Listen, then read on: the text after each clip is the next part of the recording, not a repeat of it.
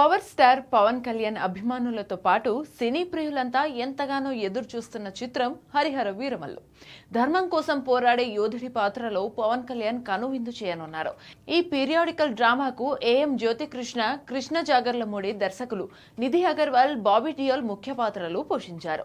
July 24న విడుదల కానున్న ఈ సినిమాపై అంచనాలు భారీగా ఉన్నాయి. అందుకు తగ్గట్టే వీరమల్లుకి బాక్సాఫీస్ దగ్గర ఎదురు లేకుండా ఉంది.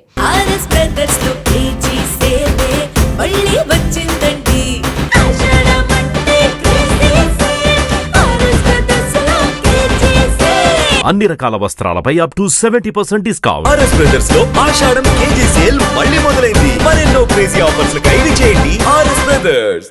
మామూలుగానే పవర్ స్టార్ సినిమాలంటే మరో సినిమా పోటీకి సాహసించదు. ఇప్పుడు కూడా అదే జరుగుతోంది.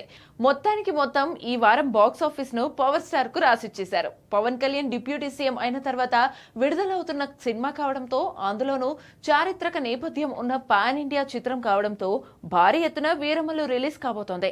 పెద్ద సినిమాలు లేకపోవడం, చిన్న సినిమాలు కూడా వెనకడుగు వేయడంతో వీరమల్లు సోలోగా బరిలోకి దిగుతున్నాడు. దీంతో ఈ సినిమాకు బాక్సాఫీస్ దగ్గర ఎలాంటి పోటీ లేకుండా పోయింది.